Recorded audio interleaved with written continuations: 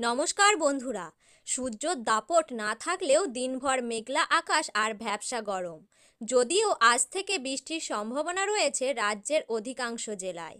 গত দুদিন ধরেই বিক্ষিপ্তভাবে ঝড় বৃষ্টি হচ্ছে উত্তর ও দক্ষিণবঙ্গের জেলাগুলিতে। আজও সেই ধারা বজায় থাকবে এমনই আপডেট দিয়েছে আবহাওয়া দপ্তর।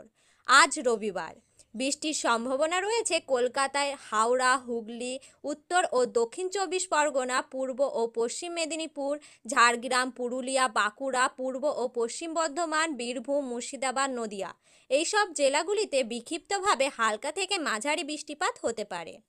রোববারের পর থেকে ধীরে ধীরে বৃষ্টির পরিমাণ কমবে। দক্ষিণবঙ্গের সমস্ত জেলায় ঝড় বৃষ্টির জন্য সবুজ সতর্কতা জারি করেছে আবহাওয়া দপ্তর। এরপর সোমবার ২৪ পরগনা, পূর্ব মেদিনীপুর, বীরভূম, মুর্শিদাবাদ, নদিয়ার ঝড় বৃষ্টির জন্য হলুদ সতর্কতা জারি করেছে। সোমবার বৃষ্টির পরিমাণ কমলেও মঙ্গলবার থেকে ফের পরিস্থিতি বদল হতে পারে, এমনটাই পূর্বাভাস। আগামী ৪ তারিখ পর্যন্ত বজ্রবিদ্যুৎ সহ বৃষ্টির সম্ভাবনা রয়েছে কলকাতা সহ দক্ষিণবঙ্গের জেলাগুলিতে। অর্থাৎ ভোটের শেষ দিনের মতো ভোটের গণনার দিনেও একাধিক জেলায় বৃষ্টি হতে পারে। আজ উত্তরবঙ্গে জলপাইগুড়ি, উত্তর দিনাজপুর, কোচবিহার ও আলিপুরদুয়ারে ভারী বৃষ্টি হতে পারে। দার্জিলিং এবং কালিম্পংয়ে ভারী বৃষ্টির সম্ভাবনাও রয়েছে।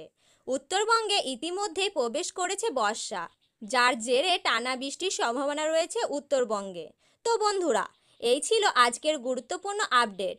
এই রকম গুরুত্বপূর্ণ আপডেট সবার আগে পাওয়ার জন্য অবশ্যই আমাদের চ্যানেলটিকে সাবস্ক্রাইব করে রাখবেন এবং পাশে থাকা অল বাটনটি ক্লিক করে রাখবেন। ধন্যবাদ।